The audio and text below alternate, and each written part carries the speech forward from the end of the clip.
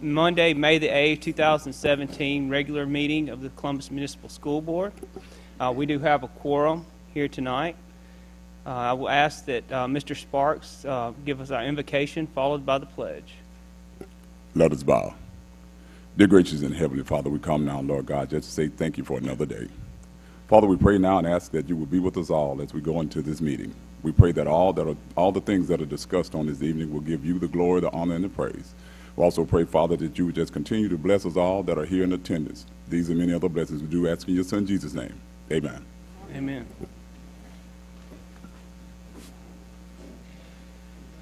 Attention, salute, pledge. I pledge allegiance to the flag of the United States of America and to the republic for which it stands, one nation, under God, indivisible, with liberty and justice for all. Let me start by welcoming everyone here tonight. Thank you very much for coming. Good to see all the students here celebrating and the parents along with them. Board, as we get into tonight's agenda, first we have to adopt the agenda, which is item 3. Do I have a motion for adoption? So moved. Has been moved by Ms. Friedel. Do I have a second? Second. It's been seconded by Mr. Sparks. Any discussion? Being no discussion, all in favor, please signify with your right hand. It is unanimous. Now, Board, we move to item number 4, which is the school board minutes and information. First, we have item A, 1, 2, and 3, which are our minutes. And if it's the pleasure of the board, we'll take them all as one motion. Board, I need a motion to approve the minutes. Has been moved by Ms. Fisher. Second. Seconded by Ms. Friedel. Any discussion? Being no discussion, all in favor, please signify with your right hand. It is unanimous. Now we go to item B, which is trustees' travel and discussion. I don't believe we have any travel or discussion at this point for this meeting, but we will bring back anything in the future. Now we move to item C under section 4, which is consideration to approve one-year extension of board attorney contract. Board, I need a motion for approval. So moved. Has been moved by Mr. Sparks. Do I have a second? Second. It's been seconded by Dr. Shoemake. Any discussion? Being no discussion, all in favor, please signify with your right hand. It is unanimous. Now we move to the consent agenda.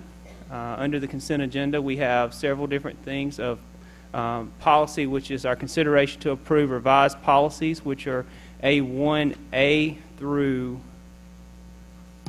I. Then we have number 2, which is consideration to approve new policies that were presented at the April 10th, 2017 regular school board meeting. Then we move to item B, which are the academic dates to remember, which are testing schedule dates, as well as other academic dates that are listed there. Class night listed as AA, and of course graduation coming up on May the 20th at the Humphrey Coliseum.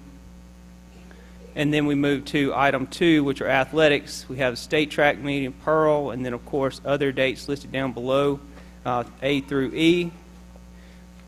Then we have consideration to approve student transfers, consideration to approve the 2017-18 CMSD student handbook, consideration to approve overnight out-of-state trip from McKellar Technology to Nashville, Tennessee. Also, consideration to approve out-of-state overnight field trip for Columbus High to the University of Maine College of Engineering. And then lastly, we have a consideration to accept the donation from Mississippi Museum of Natural Science donation. So, Board, to approve the consent agenda, I need a motion. So moved. Has been moved by Ms. Friedel. Do I have a second? I'll make the second. Any discussion? Being no discussion, all in favor, please signify with your right hand. It is unanimous. Now we move to student recognition, the highlight of tonight's meeting. And so, Dr. Hickman, at this point, I'll turn it over to you for recognition. Okay, Mr. Shannon, and board, if we want to come up In the front, please. Thank you, Dr. Hickman, Board Chairman, other members of the board. We do appreciate this fine opportunity that we have today in our community and within our schools. It's a day of celebration, a season of celebration for our school district. As you know, we are completing the 2016-2017 school year. And as we all know, we have some outstanding students as well as some outstanding parents that we get a chance to recognize on tonight. Tonight is a very special occasion that we get to start with our elementary students, go up through our middle school students. We have some high school students that we'll recognize tonight, and also our parents. And those collective pieces of the puzzle, we do get to put together a pretty good picture. And the future is bright for these young students here in Columbus, and we're very, very excited. We'd like to begin by recognizing our science fair winners. Our regional science fair winners had a chance to compete this semester in our science fair, and we do have some outstanding champions with us today. So students, when I call out your names for the middle school, please come forward and accept a certificate from our superintendent, Dr. Hickman, and do stay up front for a picture with our board. We will do Columbus Middle School first. First, we have April Jones, first place.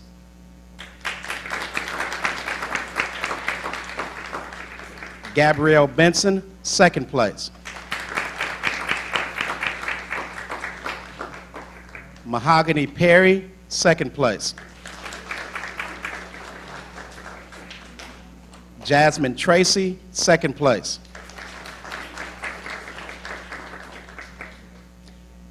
Caleb Henry, third place. Shruti Patel, third place. Micaiah Fenton, third place. LaKenzia Ham, fourth place. Kendall Henry, fourth place. Aaliyah Jones, sixth place. Jared Williams, sixth place. And Mary Redmond was a Broadcom Masters nominee. Mary Redmond. Let's give these students from Columbus Middle School another round of applause.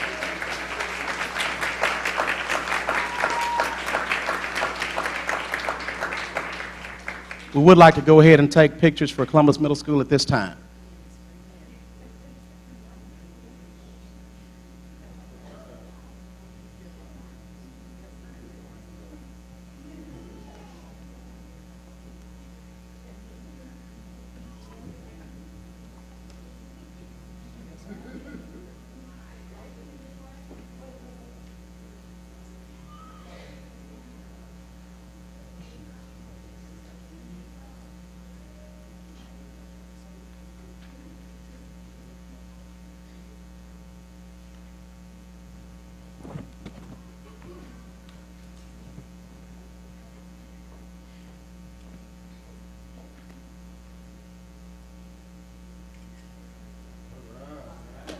Thank you, Columbus Middle School.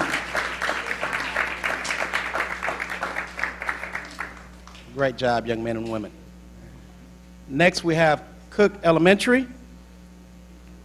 Ashley Swinkonos, second place. Laurencia Rihanna Ham, third place. Kendra Hoffler, third place. Aiden Poindexter, fourth place.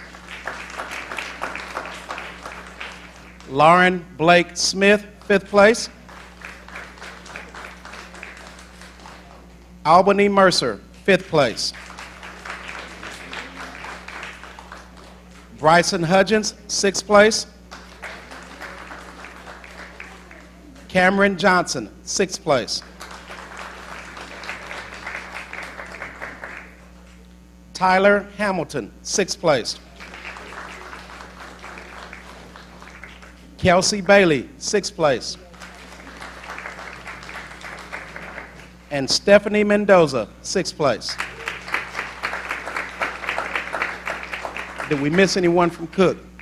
If not, let's give these students a round of applause. Great job.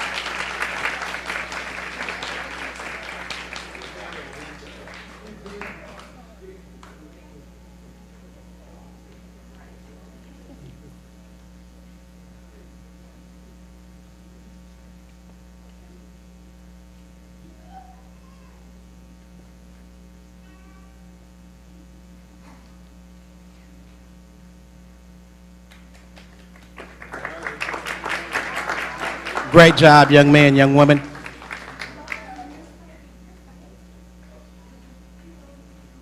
Now we have Fairview Elementary. Aaliyah Williams, first place.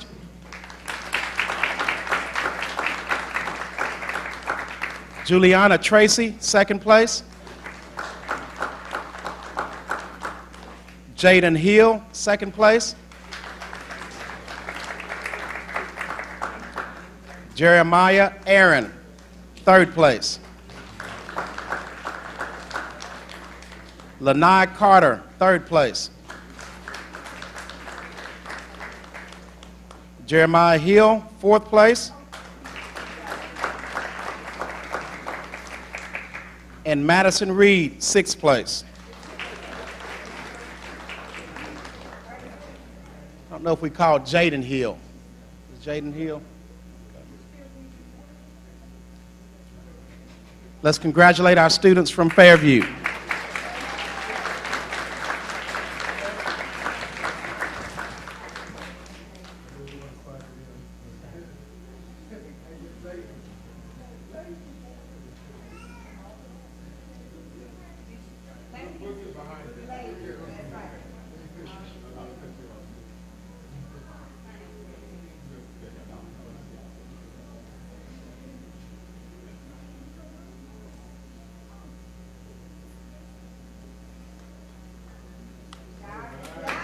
Great job, young people.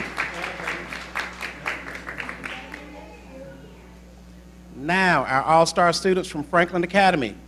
Jana Clark Thompson, first place.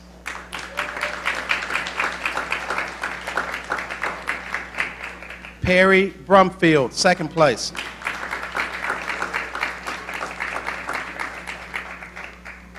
Kaziana Sanders, sixth place. Did we miss anyone from Franklin? Let's give our Franklin students another round of applause.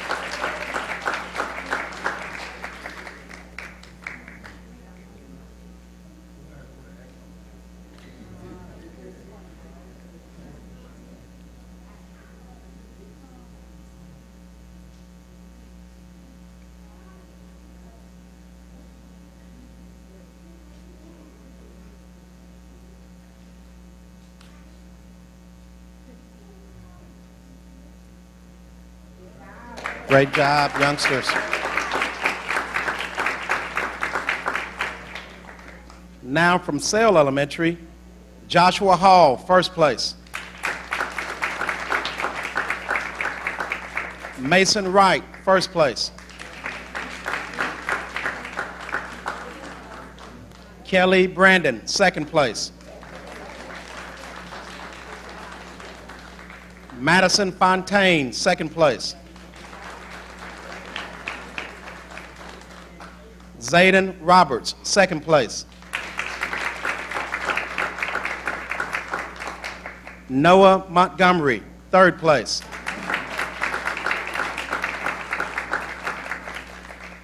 Elijah Obamanu, third place. Layana Hicks, fourth place.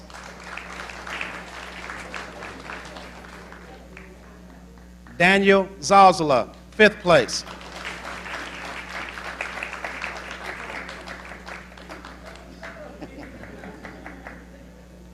Jaden Edwards, fifth place. Jaden Williams, sixth place. And best in show, Mason Wright.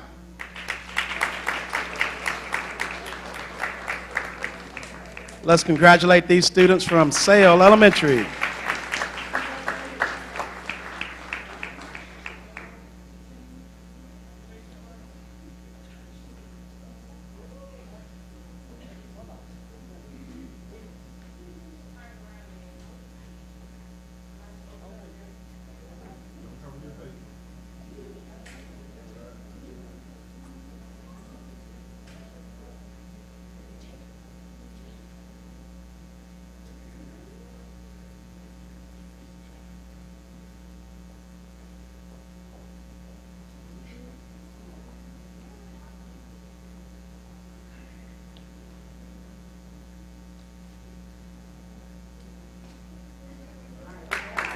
Thank you, Sale Elementary. Now our students from Stokes Beard Elementary. Bryson Verdell, second place.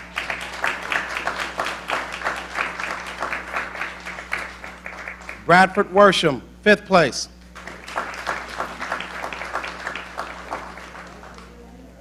Krish Patel, sixth place.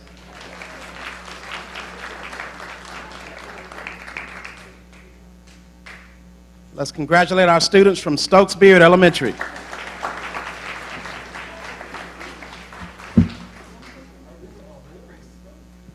Congratulations, guys.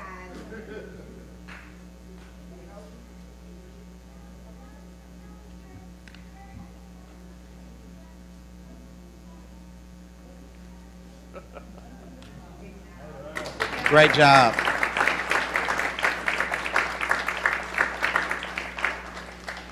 We do know that academics and athletics go hand in hand. If you're great in the classroom, most of the time you'll be great on the athletic field. Tonight, we'd like to recognize two of Columbus High School's best. Columbus High School's best transcends to Mississippi's best, and also as we go into the Mississippi-Alabama All-Star Game. Each year, gridiron greats are selected from across those two states to compete in an all-star competition. One of our young men had a chance to go and compete this year, and not only did he compete, he walked away with Most Valuable Player honors. Mr. Colin Hill, please come forward.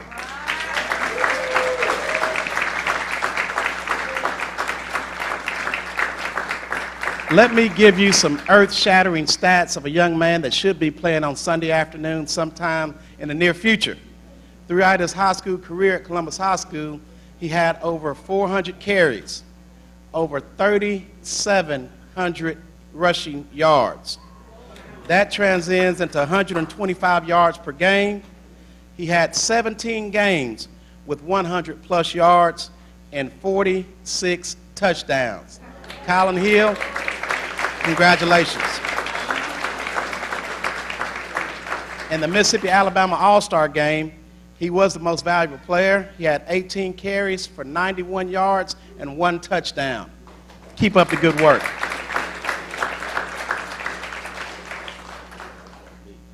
Congratulations, Colin. Please stay forward for the picture. I want to get him by himself. I want to get him by himself.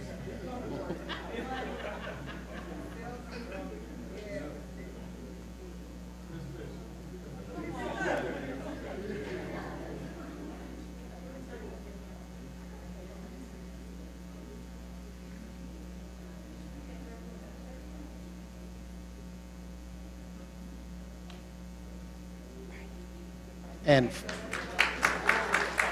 okay. And Colin, football was Dr. Hickman's sport, and I'm proud and very happy to say you're a lot better than he was. Okay? Now, on the my sport, Mr. Robert Woodard, please come forward. Over the past 32 years, the Gatorade Corporation has been giving out Most Valuable Player awards for the best players in every sport, including basketball, for across the state of Mississippi. This 6'6", 225-pounder this past year averaged 25.2 points per game, 13.1 rebounds per game, 3.2 assists per game, 3 block shots per game. Not only on the court, but off the court, this young man in the classroom is a leader. He had a 4.11 grade point average. Guys, That's pretty darn good. Not only did he win the athletic part of the award, each recipient is given a $1,000 scholarship or donation that they can give to the charity of their choice. Mr. Woodard chose the Boys and Girls Club, so he had a chance to let them receive the $1,000 check. After that, he had a chance to write an essay in which he could compete for a $10,000 scholarship to go to his charity, which was also the Boys and Girls Club. I'm very happy and proud to announce again that Mr. Woodard is a champion, and he did receive that award, and he did award the Boys and Girls Club a $10,000 check a few weeks ago.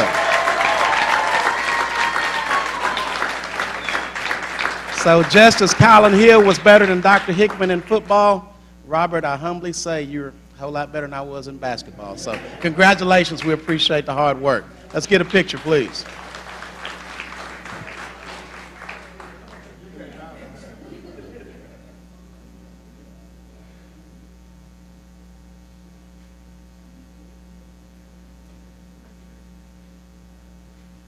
Now, if we can get our All-Stars up front together.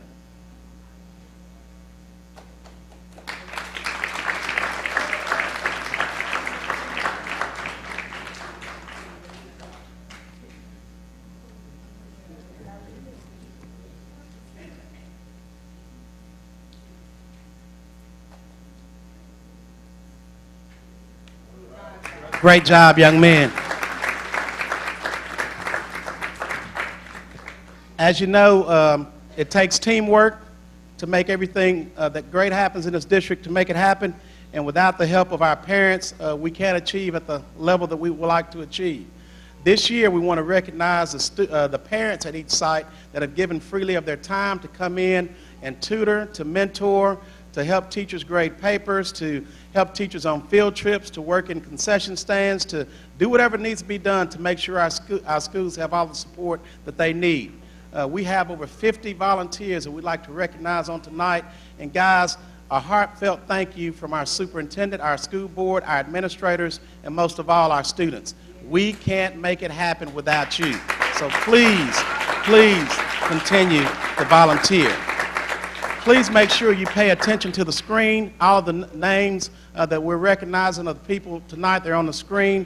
And to just make sure we're mindful of time, those recipients will pick up their certificates outside with Mrs. Buxton. She does have those outside on the table.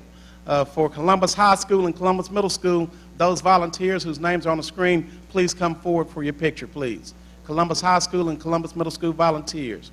We have Darren Jordan, Greg Lewis, Derek Nash, Shonda Williams. Please come forward. Also, from Columbus Middle School, Margaret Arnold, Stephanie Bryant, Adam Deskins, Amy Deskins, Henry Dismukes, Tanjay Dismukes, Eric Evans, Rhonda Evans, Lakeezy Hams, Shelanie Henry, Sandra Hughes, Catherine Jones, Danetta Kareem, Jackie Leach, Jamie Mathis, Cody Rickard, Lakeisha Stallings, Angela Verdale, stay up there, Trey Womack, and Parker Yarbrough. Those are our volunteers from Columbus High School and Columbus Middle School. Let's give them a round of applause.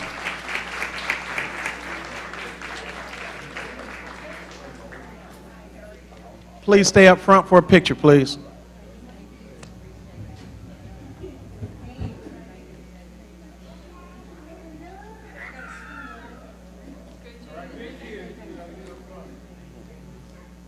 These are our secondary school volunteers.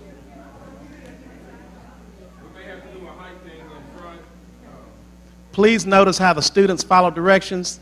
The parents are having a little trouble.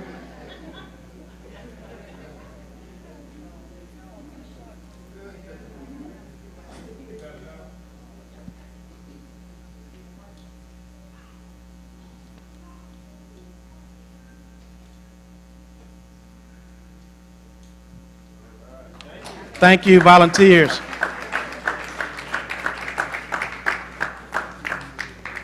Next, we'll recognize volunteers for Cook Elementary.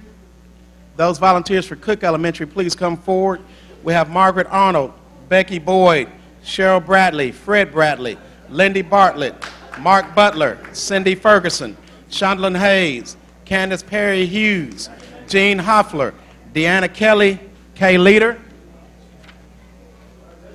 Sharon Little, Andrew Mercer, Jamie Mercer, Teresa Stennett, Janice Strawn, Elizabeth Swartz, Courtney Swincanos, William Swincanos, Georgia Tate, Charlotte Verdell, Sue Wagner, Becky Williams, Corey Williams, and Keith Worsham.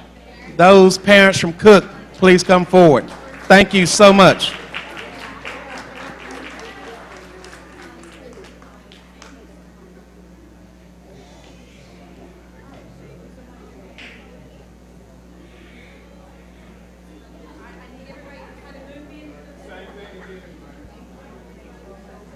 These are our wonderful parent volunteers from Cook Elementary.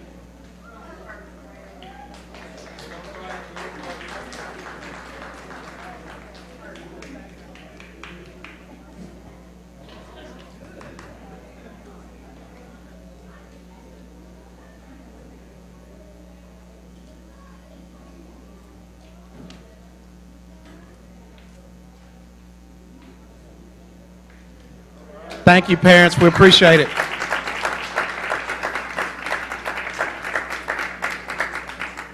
Next, we'll recognize Fairview, Franklin, Sale, and Stokes Beard. Those volunteers, please be making your way forward. We have Flora Fortune, Betty Griffin, Mary Holmes, LaTwanya Miller, Gertrude Witherspoon, Margaret Arnold, Judy McKenzie, Margaret Arnold, Barry Hines, Jamie Mercer, Emma Gillard, Alice Hairston, Myra Hairston, and Keith Worsham. Those parents from Fairview, Franklin, Sale, and Stokes Beard, thank you for coming forward.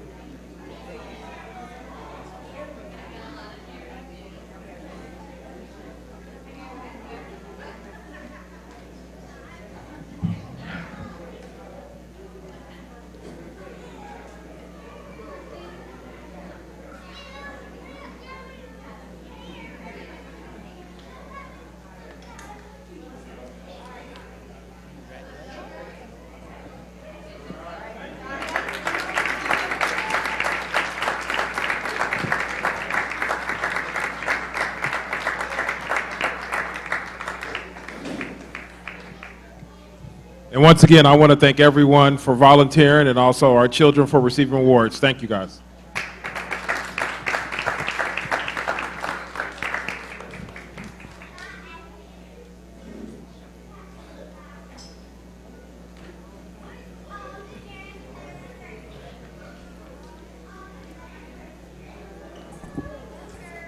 And it is okay if you guys want to take your children and leave. That's fine. Thank you. But they're welcome to stay. But you are welcome to stay. Right, right. I mean, that's like a ultimatum or something. Yeah. It's an open meeting. It's an open public meeting. That's right.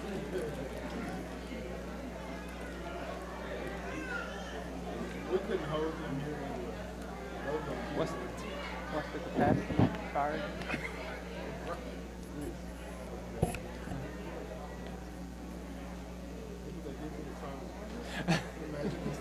Good job, Mrs. Shannon.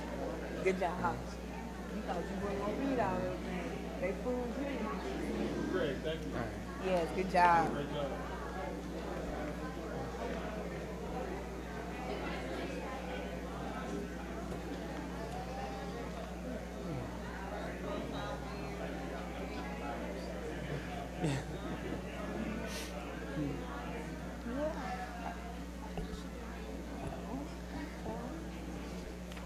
All right. Now we will move to the next item on our agenda, which is item number 7. But before we do, I want to reiterate how much we appreciate everyone's support as a volunteer, as working hard as a student. and everything. We thank you so much for being a part of this district and continuing to work to make it the best it can be. Thank you. Right.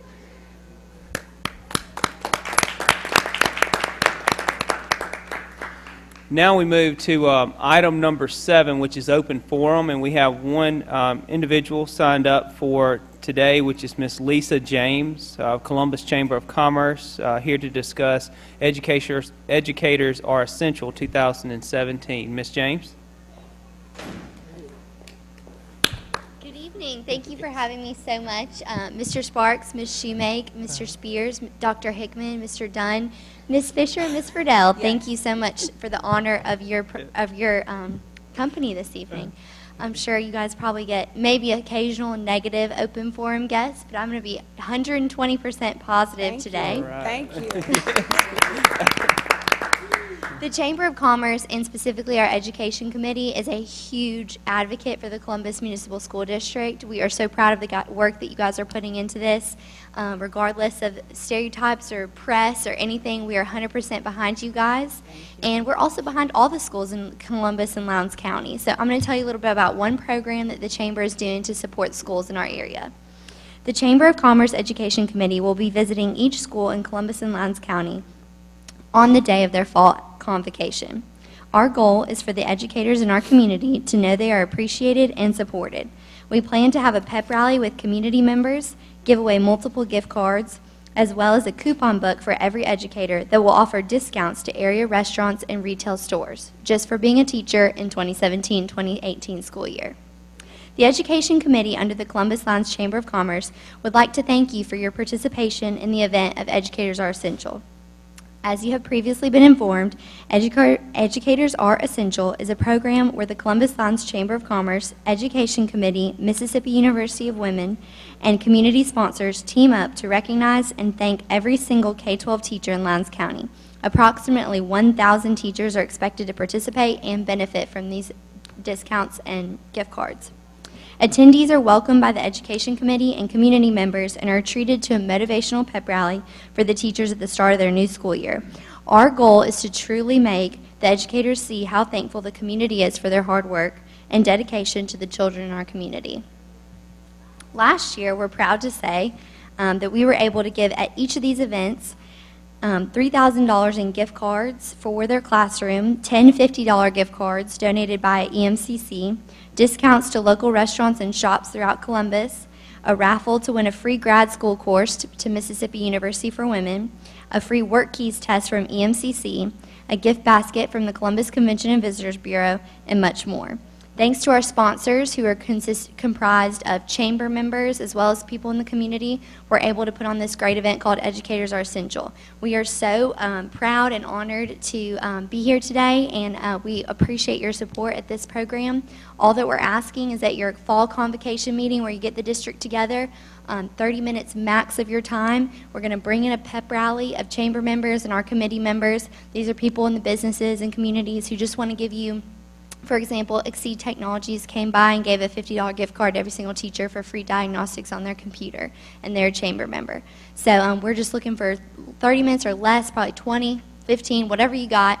We want to chant, Educators Are Essential. We want to give you pom-poms and cheer on the teachers and really add that motivational pep in their step to start the school year off strong. Thank you very much. Thank you very much, you. Ms. James. Lisa, thank you. I'm sorry. Go ahead, Dr. I know last year we missed a couple of dates, and then we tried to reschedule in December. We missed that date. So we're asking if August the 2nd at 8:30. Absolutely. Okay. That so would work. If we I will write that want to down get right on your now. calendar early. Yes, so we please. so we can do that, and then I think afterwards, board. At Columbus High, or which? It will be at the high school. Okay. Uh-huh. Perfect. And then afterwards, we're also going to tour all the with Macaulay, all the industrial parks with the teachers. So Awesome. thank you. That We is appreciate you. fantastic. I know there's only a few days right before school starts when all the teachers are back. They got to get their classrooms set up. So seriously, these 20 minutes are going to change their year. So we really appreciate your time. So is that a locked in? That is a locked in. Thank you. Perfect. Thank you very Awesome. much. I will tell the committee at our next meeting, August 2nd, 8:30, Columbus High. We'll be there. All right. And we'll see you guys there probably too. Yes, they will Thank be. you. Any other questions? Board? No. No, thank you very much Yeah, for we're doing appreciative. this. Okay, Very my much. name's Lisa James. I'm at the Columbus Science Chamber of Commerce. If you guys ever need anything, we'd love to help you guys out. Will do. Thank you.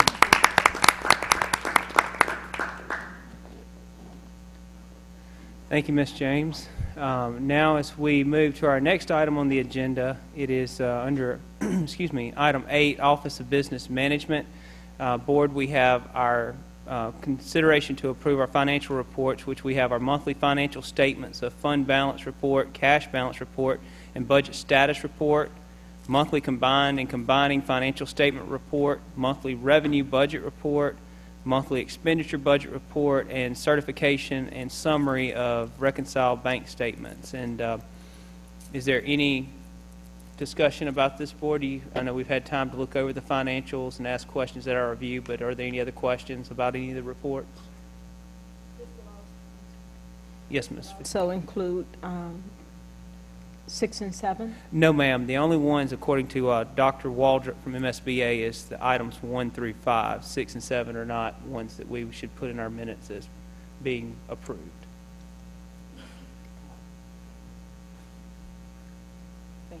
Yes, ma'am.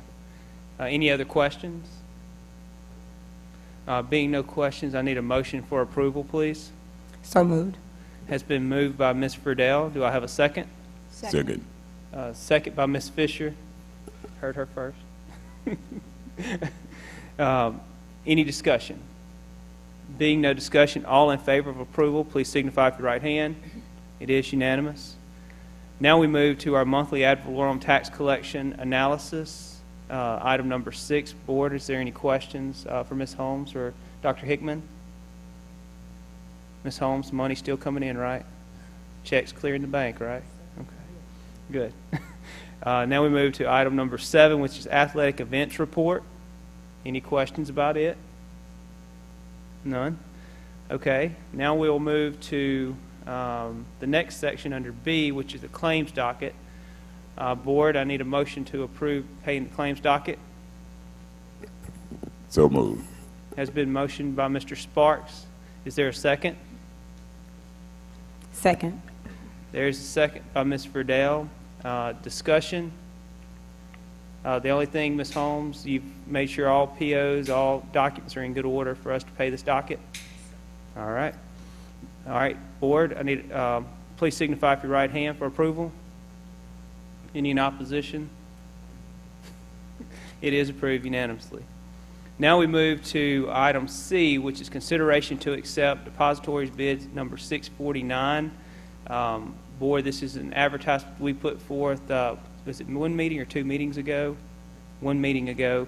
And I'll turn it over to Dr. Hickman or Ms. Holmes for discussion.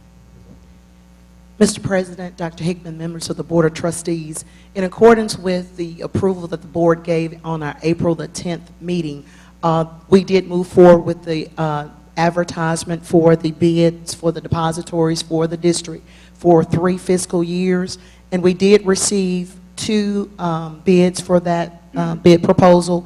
One came from Cadence and one was from Trustmark.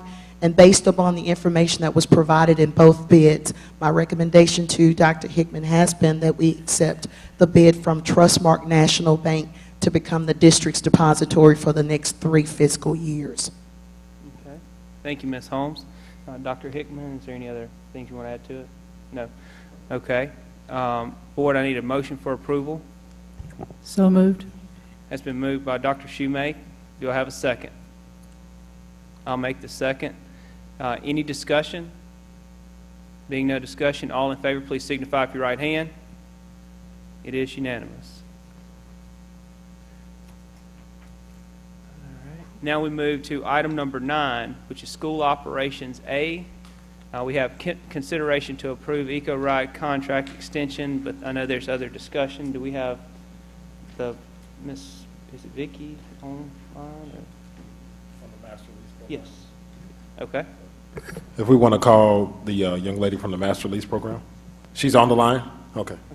Can she hear us presently as we speak, or is there something different we need to do?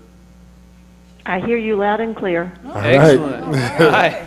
How you doing? This is Dr. Hickman, the superintendent. I'm going to hand things over to some of the questions that we have to answer.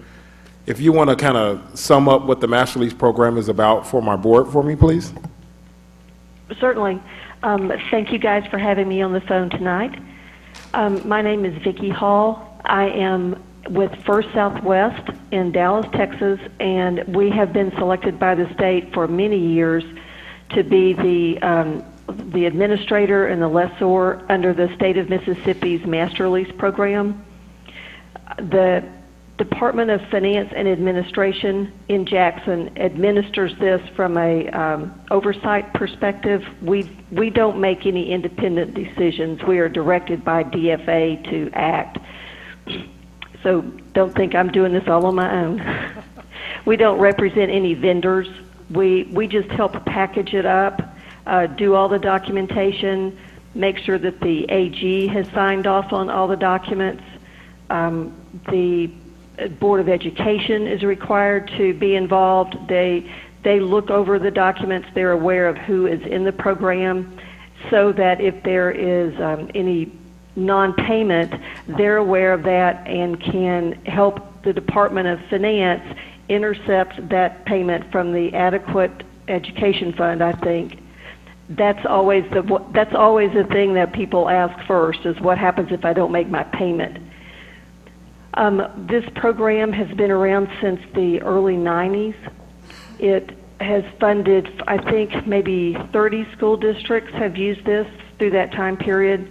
It's all for hard equipment, no real estate, no property, anything that can be attached as a fixture. We don't do that. Under the statute, it's strictly personal property, such as vehicles, buses, computers, classroom equipment, lawn maintenance equipment, anything that you could use there at the school, in your cafeteria, freezers, walk-ins.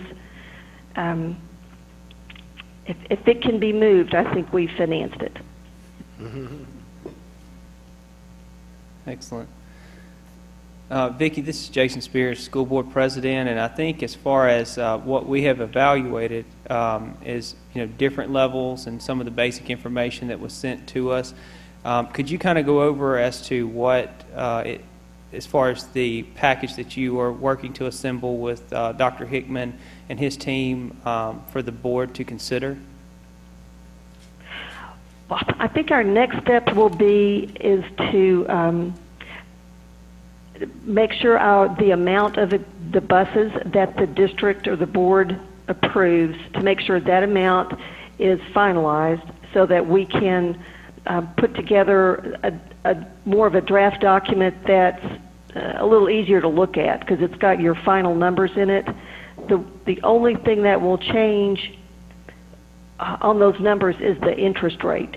Since we don't set the interest rate, it's set by an investor on a day that will be selected when all the documents are ready and the state has selected how they're going to sell this particular investment, whether it's similar to a bond deal or if they're going to do it by a direct placement, maybe with a bank. Once we have those details ironed out from the state's end, we can select a day to price, and then the amortization schedule will be run. It'll be attached to the documents. At that point, I'll send out a final agreement for the boards, or for your superintendent's signature. There's like a 2-page closing certificate that just makes representations like you are a state, a school district in the state, that the president or the superintendent is authorized to sign documents. It has some of the same representations that you would find in your maybe your bond deals, and an invoicing instructions, which just tells us, you'll tell us how to send you a semi-annual invoice for your lease payment. We just need to make sure that we have that in writing so that you get it at least 45 days in advance. Okay. We don't take those payments. The school district will send those in directly to I think it's the Department of Finance and Administration collects those, and then they send them all on to a bank trustee, which was selected by DFA, and that at this point it's U.S. Bank and Olive Branch. Okay. When we fund the deal, perhaps you might not have all of your buses, or maybe they're not ready to accept. Let's pick June 15th as the funding date. What the trustee will do is set the monies aside that you have requested to purchase these buses. That will be placed in a trust account. Then if you get your buses maybe a week later, whenever it is, Mr. Shannon, I guess, or maybe Ms. Holmes will prepare a disbursement request telling us how much money to pay and how to pay it, whether it's by wire or a check directly from the bank to your bus vendor. We will need to make sure that the title application has U.S. Bank as a lien holder. And then at that point, the bank pays the vendor directly for the buses, and they're yours, Okay. subject to payment. Board, do you have questions for Vicki? Yeah, I have one question, Ms. Hall. This is Angie Verdell. I think I heard you speak about the process of identifying an entity to actually fund the debt, to finance this debt. How long does that process take? It's a very quick turnaround. It's been about a week's lag. Once DFA authorizes us to send, especially if it's going to be a direct placement with the bank, we usually email out those very simple, like a term sheet. We'll email those out to whatever banks that DFA directs us to, and there's usually maybe a 3 or 4 day lag till we select a vendor or a bank, and then it's just maybe 3 days after that that the funds are available in the trust account. All right, thank you. Certainly. Board, any other questions? Now, as far as the direct placement, are you, did I understand you correctly to say there's a possibility of securitization of the program? We have, on many occasions, structured these at DFA's request as a certificate of participation, similar to a bond, but not. It's not a GO debt. It doesn't attach to your ad valorem taxes or any of. It's not like a bond deal from the perspective of a payment. Okay, and this is a little bit more, but as far as, is down the road, say 7 or 8 years or sometime in the future, is the school district allowed or prohibited from purchasing that particular note? I've never had that question. You can prepay it, Okay. but I've never had that question. I can check with the state and with council and find out. Yeah, is there a penalty for doing that, Right. Ms. Hall? Well, not the prepay, but actually buying the security itself and Okay. owning it. I really don't know. I've really never had that question. Okay. So let me make a note, and I'll talk to somebody about that in the morning. Okay. Maybe to make sure she knows, is there a penalty? Right. Well, she said there's no penalty for prepayment. Okay. I think this is Chris Empfield, You gotta Turn your mic on. This is Chris Empfield, the school board attorney. I think when reviewing that document, as long as it's paid in at least a $50,000 increment, you can prepay anything. Okay. Right. Good deal. Okay. All right. Well, we're working with a state agency right now that has several. They have a large fleet, and they have wrecked a bus. So we're working with them in order to. I think it's about $60,000 to try to pay that off. So I mean, it's not anything that we haven't done before. If you need to pay off because of an you need to apply those insurance proceeds toward paying it off, or if you just, in today's times, I don't know how you do this, but if you find you have extra money and want to pay early, we can certainly do that too. Okay.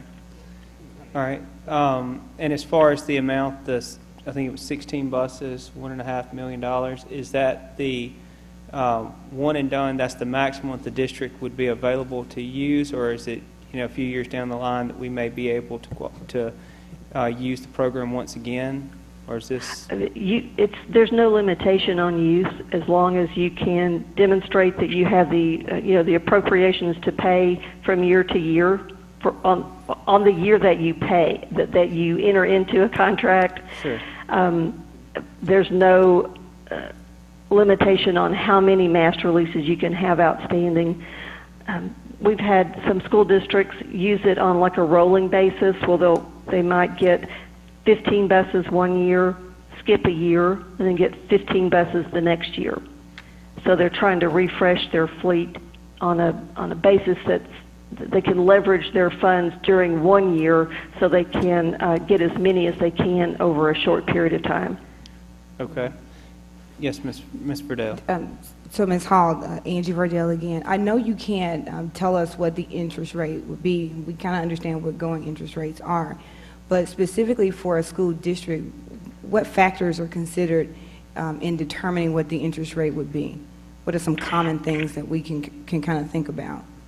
Well, the good thing about using the state's master lease program is it's based on the state's credit. So it's Wait a minute now. Okay. yes, sir. And if I'm correct, right now we were talking 10 buses with the latest information around 892,000. Yes. Okay. And does the board need to actually approve the resolution in order for you to have permission to proceed? The board would need to, at some point, before we could actually close, you would have to have a resolution approved. Right. I don't need it tonight. If you need to wait to your next meeting, if you need more discussion, maybe you need another set of documents to review, I can email that out easily, and you can take that up at your next meeting. At this particular time, we're not under any time crunch at all. Well, I believe we have the documents in front of us tonight, according to Mr. Hemphill, and everything. And I think there were some other questions that had been asked about language in different paragraphs of the contract that has since been resolved. Is that correct, as far as operations of or utilization by a private contractor? But I think we've worked out the details on that specific. Sure, go ahead. Mr. Riddell's question. What we did was basically we just kind of put our heads together and realized we have other buses that we can use for them to utilize, and as far as the YMCA, Boys and Girls Club, Housing Authority, they can use our other fleet of buses, and so it worked out. Yeah, and just to clarify for the whole board, what it is a paragraph that basically states that if we enter into the master lease program, that if we have a private operator, which is what, or for-profit operator, as EcoRide is, driving our buses and everything, that they cannot use them in any other side agreement, such as the YMCA, the Boys and Girls Club, or any other type of activity outside of just the normal operations of the school district. And so, any of the buses that we purchase or secure through this program would be off limits for those type of activities. It would be buses that are still in our fleet that are not under that particular program, that they could still use for transportation to the Housing Authority or Boys and Girls Club, YMCA, and CLRA events and such. So does that answer your question and everything? And that was kind of the one thing that we were having to consider. And so and using full-time during the summer and everything, but that would not be these particular inventory of buses that we would secure through this program. So any chime in on this, No, Mr. Hemphill? that's exactly what we've determined, and the resolution itself is ready to go. Ms. Hall, my understanding from the resolution, this board, I mean, it's basically to move forward, but it's not final at that point. They could still say, okay, we've decided to go in a different direction, correct? Yes, you could. It doesn't bind you to, you're not obligated to use this program. But it does just give you preserves your right to use it. If you decide to go forward, you've already done this step. No, that's what I understood, okay. Okay. And just to highlight in the resolution, if you look at the master lease resolution that is listed there, if we could pull that up on screen, I think it's in the middle there, the master lease program. This resolution is for equipment not to exceed $900,000. Now, that would be 10 buses, and I just want to understand that $900,000, that does include all the buses being equipped with cameras and everything that we would have as normal. It does? Okay. All right. So $900,000, 10 buses, and the other highlight, which I know we've read through it, but just to Can you come down just a little bit? How many of those? yes. So you want to, because we don't have copies for everyone. Ms. Hall, just 1 second as we're going through the resolution. Certainly. Thank you. Okay, Mr. Shannon? Yes, sir, Mr. Spears, Dr. Hickman, members of the board. Just to answer your question about how the buses are equipped, they will have rear heat, tinted glazing, heater, booster pump, camera system, and also a 10-year, 200,000-mile engine warranty. And this is from a quote from a local vendor, Waters Truck and Tractor. And the price came in for those 10 buses as $89,200 apiece. And Mr. Shannon, just confirming what I asked you earlier, this is on a state contract, right? Yes, yes. And did you say air conditioning? Yes, sir, air conditioning. I don't know if I said that or not, but yes, it's on there also. Okay. And what does it provide in terms of accessibility?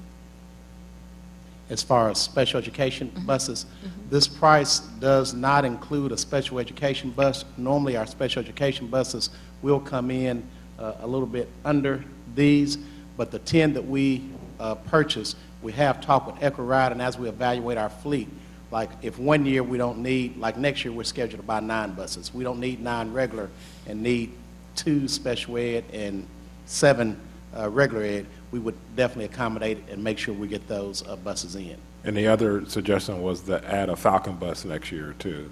The different, not with the painted logos. I mean, obviously we couldn't in that sense, but the larger kind of seat buses that have the cargo package underneath, because our Falcon bus is on its last leg as well. Am I correct? That is correct, but that would, we have to evaluate and see how much those buses would Right. cost. They would definitely be over this price. These are just regular school buses. Right. Okay. Yes, Mr. Ms. Spears, I have a Burdell. question for Mr. Shannon. Mr. Shannon, we talked about a lot of the motors in the older buses that we have and not being able to find replacement parts for those.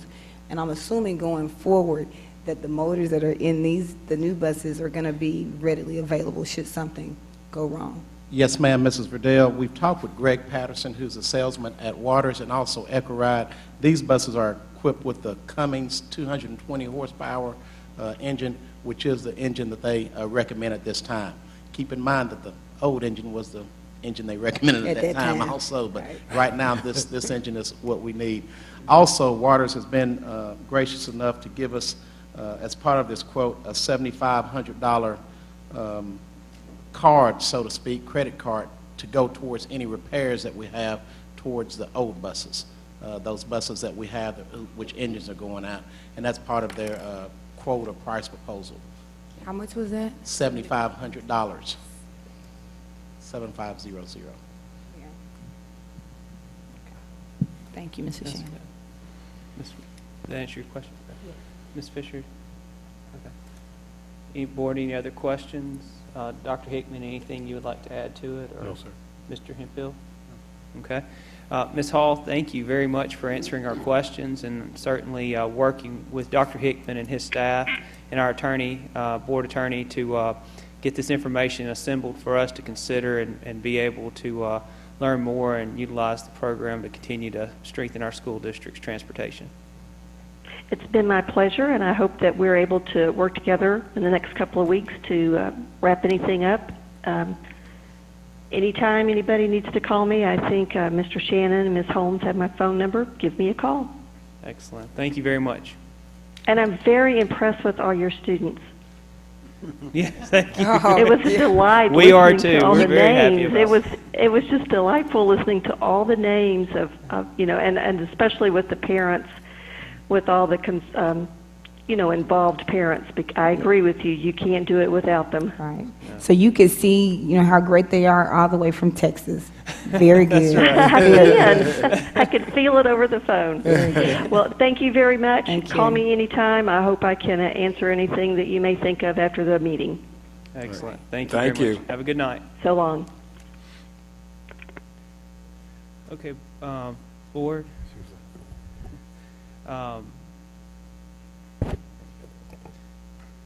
Looking at the master lease program, as it was outlined to us that we have approval. I know there's 3 different items listed under number 1. We have the Eco-Ride agreement, which I think is also tailored to the master lease program option.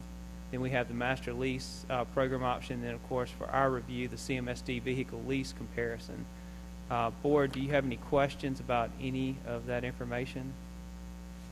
Because as far as the master lease program, and Dr. Hickman, let me ask first on the Eco-Ride. I do see that they've changed some of their escalator built in from 2.75 to 2.5 every other year. Make sure it's not a typo. No, it is. And there were some other changes we negotiated. Okay. Shannon, if you want to add clarity. Yes, sir. If I may, Dr. Hickman, members of the board, they did change, as Mr. Spears outlined, to 2.75 to 2.5 every other year, which helps us on cost just a little bit. Also, the maintenance issue that we had talked about at our review meeting, the language has been changed. As you remember, it was everything after $100,000 would be the responsibility of the district. Now that ceiling, that first threshold is $150,000 would be the responsibility of the contractor. After $150,000 up to $200,000 would be the responsibility of the district. Everything after $200,000 would be the responsibility of the contractor. That helps Mrs. Holmes and our district to budget to know that we have a $50,000 maintenance cost for our buses each year. And I do recall that the question was asked, what does this include? This is just the bus maintenance, which we found out that White Fleet includes everything except for our regular route buses. For example, our Falcon bus is a part of the White Fleet since it is now allowed to transport students on regular routes. So those would come under White Fleet. And we do have an estimate of some of those costs, am I correct? Yes, we actually were able to find out. And I could send it around email or something like that of you. But one of the things that I think that they talked about, Mr. Shannon, and please correct me if I'm wrong, board, but the reason why they wanted us to have that $50,000 is so we can have some skin in the game. Am I correct? And kind of have a mutual responsibility, and that we're not that we're updating our buses in a sense, so it's just not falling on them to constantly fix our buses. Do you want to add anything else to that? Yes, sir. I found what you were referring to. The board did ask for us to find out the maintenance costs over the last 4 years, and we do have that information. And as Dr. Hickman said, he'll send that. If you want to say, if you have it readily, you could say it. Okay. Do you? 2013-14, it was $124,216. 2014-15, $128,357. 2015-16, $195,137, and this year's estimate is $235,000. So we'll get that sent to you. So, board, I'm assuming if we replace 10 buses, then we will curve some of that cost, right. And it looked like before the last 2 years, the average is around $130,000. So we would, we wouldn't even have that much of a dent as far as maintenance responsibility. So that's kind of positive. Yes, I'd say it is positive. Yes, Ms. Purdue. No, I was just saying that was better than where we started last Wednesday. With zero. Right. Right. And, one thing that, I just want clarification about is that in this contract, I understand we're taking the white fleet out of it, and we, as a district, will be responsible for any repairs to those particular vehicles that are in our fleet. The second point is that in this, that we're still, as a district, responsible for the gas and the tires. That is not covered by Echo Ride. Now, maybe this is drilling down too far, but I'm going to ask, if they had to put a tire on, does that cut into our $150,000? No, we also pay for the tires. No. That's a separate, Okay, I just making sure that, okay, I wish so. I know what you're saying. yeah. Okay, so, and as far as if we get to that $150,000 threshold, will we be alerted at the board that, hey, we're going over? at Dr. Hickman's permission and at your Dr. request, I'm Hickman? sure you will. Okay. We request that. All right. So board, with all the details before us tonight, and are there any other things, Dr. Hickman, that we need to know about outside? I know from our meeting that we've had up from last month, and they were here speaking to us, your talks all the way up to last Wednesday and all of our discussion last Wednesday that has led us to today, and all the talks that we've had that have changed different variables. Is there anything else that we need to take into consideration? Mr. Shannon, and President Spears, I feel comfortable to recommend it now, but we also do have the 22nd. But I feel comfortable recommending it now. But Mr. Shannon, did you want to add something? I just want to make sure that they do see the 5 lease buses on there from Echo Ride. Okay, the That's 5, item 5 B. lease buses Okay. being, could you say that again, the 5 lease buses, that we get 5 5 lease from buses them? from Echo Ride, yes. That's not in the master lease program? No, sir. That's outside of the lease program from Master Lease. So that's why we dropped it from 16 to 10 under the master Correct. lease, okay. All right, with that variable. Because there's a ceiling with the amount of buses you can get in the master lease as well. 900 pounds. With the 900. And Well, then they said Echo it- Ride Well, also. we actually set that ceiling for Right. Master Lease program. Yes, because we could actually, because based off the documents that were sent to us, it was actually close to 1.5 million, Million. because we did the math, actually, Mr. Dunn did the math incorrectly. 16. Wasn't me. But we ended up, Wasn't me. not you. But it was actually for that amount. So with that material change board, I'm not good with that, because the whole point is that we want to keep the control over. That was very, I think, expressed very clearly to Echo Ride at our last meeting. I mean, I'm on that point. I mean, the board as itself can make its own decision, but I don't like that one bit. And again, we have till the 22nd. Yeah, question, what was the rationale behind They're divvying it up? If I may, Dr. You Hickman, were. their rationale was they actually want to be able to rent their buses out or lease those to other entities during football season. For example, Mississippi State may need 5 buses or people going back and forth.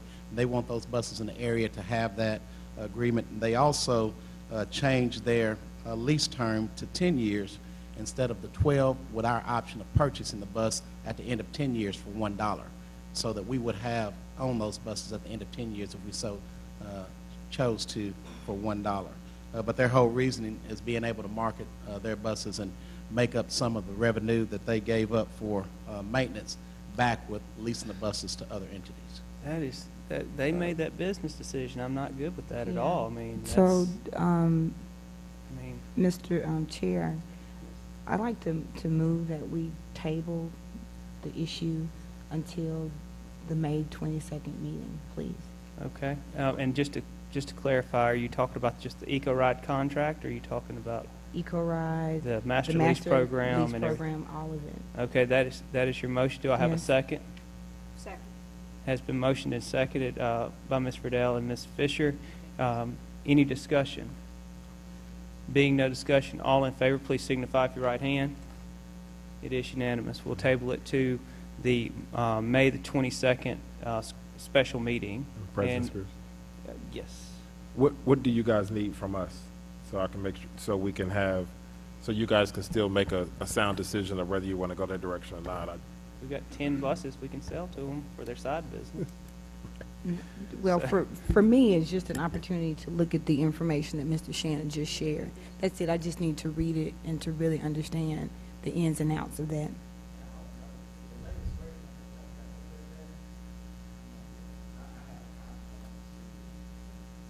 Yeah, it is. It is. So do you guys want to, that's what I'm saying, do you guys want anything in addition to what we already put up there? No, I just Okay. need to be able to review this. I mean, my rationale behind it is that I just have and it may be commonplace in other cities, you know, but I just have a hard issue with the fact is that we're running our school buses, even if they own and we're leasing and we're paying them, for them to run a side business with. I mean, that's just problematic in my mind. You know, that's just me, and, you know, just express as you're going back and doing your deliberation and everything, that's just my issue with it. I mean, being a busing company, I would think they would have multiple buses they could maybe have to bring into the city and use out of the facility where they have their busing, but, you know, they could run that operation with their own buses that they already have in their fleet, much less us having to lease back property that they're using for side business, because they said that they had incurred too much expenses, which our contract stated they would pay for. If I understand correctly, they paid for all of maintenance. It Yes, sir. wasn't up to a X amount. They made that decision. They agreed to those terms, and now for them to want to, hey, you owe us to make it up, I don't like that at all. And may I ask Mr. Shannon, is it under the same lease terms as the master lease contract? I'm sorry, sir. No, it's the same terms. I think it's 85.79 per day. The same terms that were presented earlier, but instead of leasing 10 buses from them, we would lease 5. And they did add the option of purchasing those after 10 years instead of 12 at a reduced rate of $1 instead of whatever the depreciated or market value would be. Right. So, Matt, you said no discussion, right? Can I ask? Well, I mean, I think we've already tabled it to the May the 22nd meeting. But y'all need this, y'all need information. But So if we need to request information, then Mrs. Spears, can we yes, just oh, send that absolutely. directly to? Absolutely. So we can give you the Superintendent. pros and cons of what you guys think could, just to lay it out. I mean, Yeah. I serve whatever the pleasure of the board is.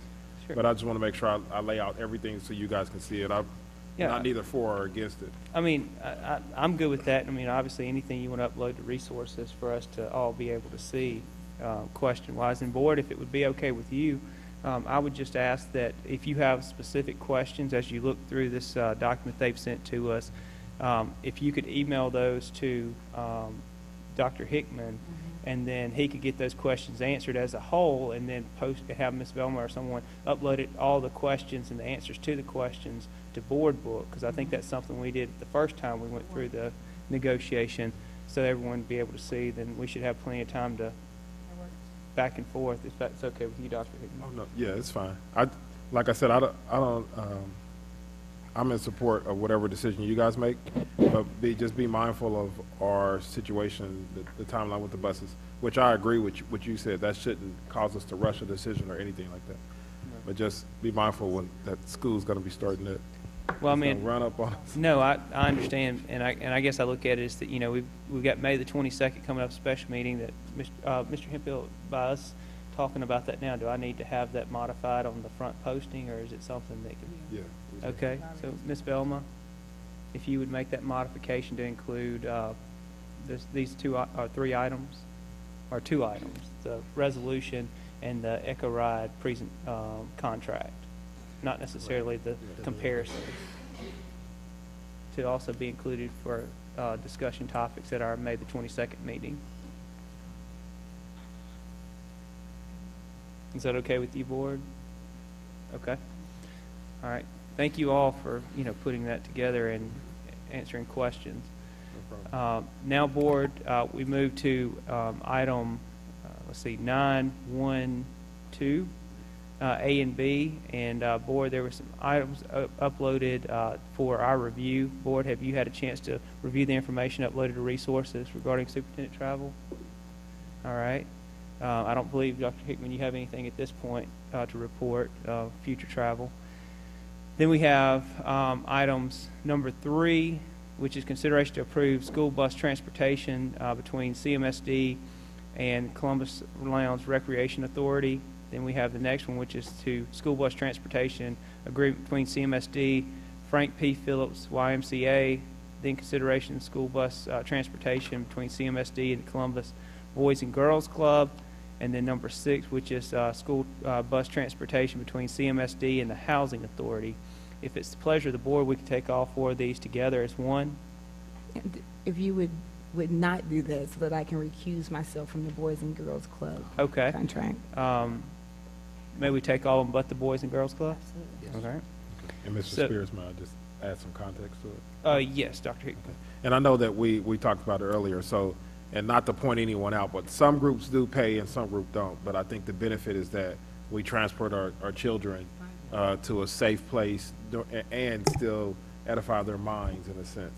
So it's the same thing that, but they are being transported all summer long with our busing system. So the insurance part of it, though, they do carry the insurance. Am I correct? Correct. Yeah, that's what I want to make sure.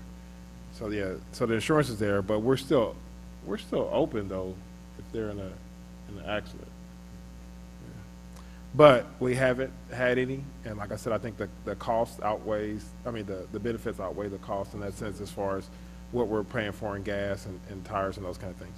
So I just wanted to make sure you guys are updated on that. What we talked about, if we go with the master lease program, that loophole was that we would just use the other buses, and we talked to the other providers, and they're fine, even though the buses are not updated modern buses. Okay. All right, board. So if we could, we'll take item number A3, A4, and A6 together as one. Do I have a motion for approval? So moved. It has been moved by Ms. Friedel, or Ms. Friedel. Do I have a second? Mr. Fisher, I give you the second. It has been seconded by Ms. Fisher. Any discussion? Being no discussion, all in favor, please signify with your right hand. It is unanimous. Now we move to item 9A, number 5, which is consideration to approve school bus transportation services between CMSD and the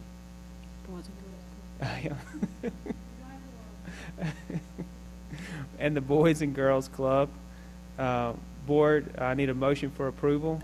So moved. It has been motioned by Ms. Fisher. Do I have a second? Second. Seconds by Dr. Shoemake.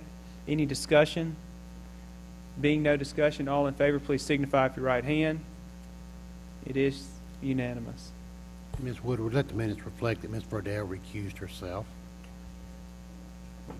At 7:18. Is that? Okay. All right, Ms. Verdell. I think she's more than ready. Oh, okay. All right, she just kept on running. Okay. All right. Well,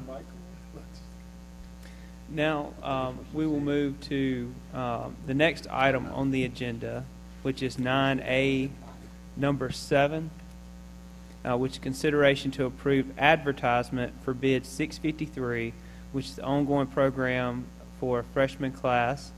And we'll wait, let Ms. Verdell. All right, she can vote from there.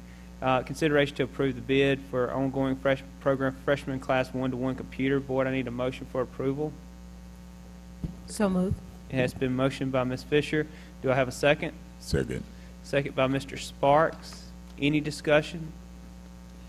Being no discussion, all in favor, please signify with your right hand. It is unanimous.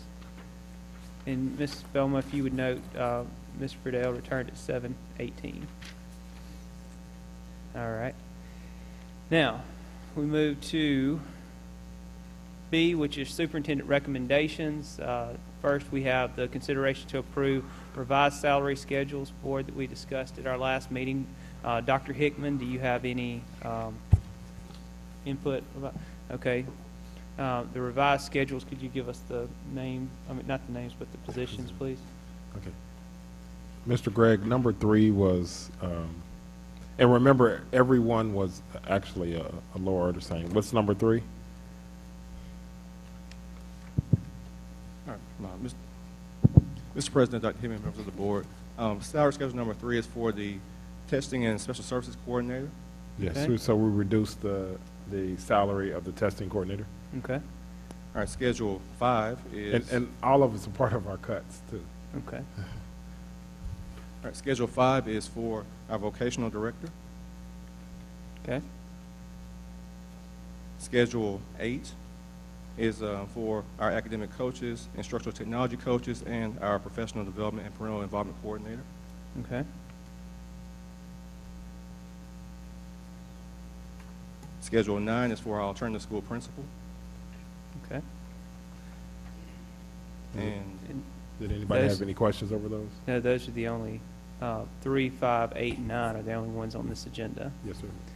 All right, Board, do you have any questions for Mr. Hunley? I guess the only Or question Dr. is just confirming that the reason that the salary amounts have decreased is because the number of days that they will be working has decreased. Is that correct?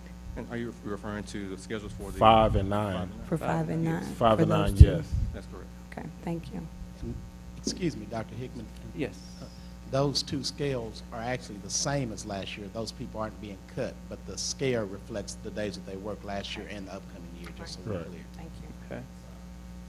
All right, But the one that they're on now was more days. No, this is exactly the same as it was last year. The one that was approved, the last board meeting was more Yes, sir. days. You are Yes. correct. yes. Okay. Board, I need a motion for approval, please. So moved. Has been motioned by Ms. Friedel. I'll make the second. Any discussion? Being no discussion, all in favor, please signify with your right hand. It is unanimous. Now we move to number B2, which is consideration to approve staff personnel items. Board, I need a motion for approval. So moved. Has been motioned by Ms. Friedel. Do I have a second? Second. Has been seconded by Dr. Shoemake. Discussion. One thing that I have a question about is, and I just want to understand this, with there being 35 resignations, do we have, I know we talked about exit interviews, different things, are we collecting that data? And we are collecting the data on, and so we have it online, and we have offered it to the staff members. And then there's 35, but if you look at it, there's 20 assignment changes, and then there's 10 new hires. And so we've already been working, and you know, I mean, some of them were us. So, Sure. yeah. No, and I understand, and I guess my Okay. thing is just really more along the lines of asking, because it's been something of the board that we wanted to have a strategy in place to ask and collect data so that we can have that information filtered back to us Yes, sir. as to understanding kind of what is the evolution of what's happening, so. Yes, sir. And that was, we always thought that was a good idea. I think Ms. Fisher had recommended that, so we had put it together. This should be the first solid go-round that we're really collecting the data to be able to, for us to draw decisions, and also to inform you guys to help us, you know, make better choices and figure out how can we, because the ultimate game is to retain our staff, right? Right. Because we're going to have that institutional knowledge Right. of those people who's here instead of retraining. So I thank you guys for that suggestion. All right, board, any other questions? Yes, I do have a question. Number 6, Aaron Lee, Mm-hmm. And that is under recommendations? on the recommendations, Okay. yes. Is this the same gentleman? Has he worked in the district before? He has. Okay. Would you want him to come up and? Oh, no. No. So Sorry. he has worked in the district before? He and has. we're He was familiar a with it. Spanish teacher and a soccer coach. Okay. Uh-huh. All right. Board, is there any more discussion? Being none, all in favor of the motion, please signify with your right hand. It is No. Dr. Shoemake, Mr. Spears, and Ms. Verdell in favor. Any opposed? We have Mr. Sparks and Ms. Fisher in opposition, but the motion does carry. Now we move to item number B3, which is consideration to approve revised CMSD administration chart. Dr. Hickman, I believe this was just more housekeeping than it was of an item that was listed on the organizational chart that hasn't been filled, and so it was just cleaning that up on the organizational chart. Is that correct? Yeah, and help me if you guys don't want us, every time we make changes, to bring it back to the board, but I remember you No, I guys think want. we said that we Okay. wanted it to come back, yeah, Mhm. just so we could keep up with things, so. Yeah. So it was just that one position that we actually did close, but from the organization chart, we didn't remove it. Sure. It was still added, so. Okay. All right. So, Board, I need a motion to approve the revised organizational chart. I'll wait to discussion. Okay. I'll make the motion. Do I have a second? Second. We had second. Now we're at discussion. So there's a very important person that I don't see on this org chart. I don't see Mrs. Woodard, that role on this org chart, unless, you know, my contacts may be blurry, and I just don't see it. But, yeah. I don't see board clerk listed Right. on the org chart. Mm-hmm. And if I would have noticed that before today, I really would have contacted you to let you know. But I just Can you guys not approve this one, and then we'll come back? Well, we can make the approval with Miss, change. with the change. modification. Okay. And so I can make, modify, or rescind the second. And rescind my motion, and then make a new motion that we approve the revised organization chart with another revision, including Ms. Velma Woodard, board clerk. Board clerk. Yes. Second. It has been seconded by Ms. Friedel. I apologize, Ms. Wood. I made the motion, Ms. Riddell made the second. Any more discussion? Being no discussion, all in favor signify with your right hand. It is unanimous. Now we move to item number 4, which is the memorandum of understanding between MDE and the Columbus Municipal School District for 4, 5, and 6. One is Anne Marie Carlisle, the other is Ashley Langford, and Summer Walker. Now, I know the number 6 one has been read for some time, but it has been completed. I know I've looked through it, but there's no other change. Okay. So, Board, I need a motion for approval. So moved.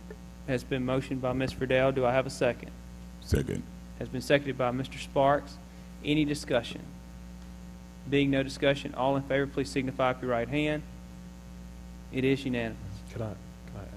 Yes. To make sure that everyone understands, because there was a question asked to me, do we have state reading coaches? And so that's what that is, the program that the state kind of put together. Unfortunately, for instance, like Summer, which is an excellent teacher for us, and those teachers are actually taken out of the classroom. They're trained as reading coaches, but they're replaced with the teacher, and the state pays that salary, so we don't lose out on money. Well, and the other point of that, I think, is the program that they launched years back was that they were going to have reading coaches for everyone, and then that program didn't go as it planned, and that's how they kind of modified another iteration of how they wanted to run it, and that's how we have for the last, 2 years now, had this type of structure in place. So it's a really good structure.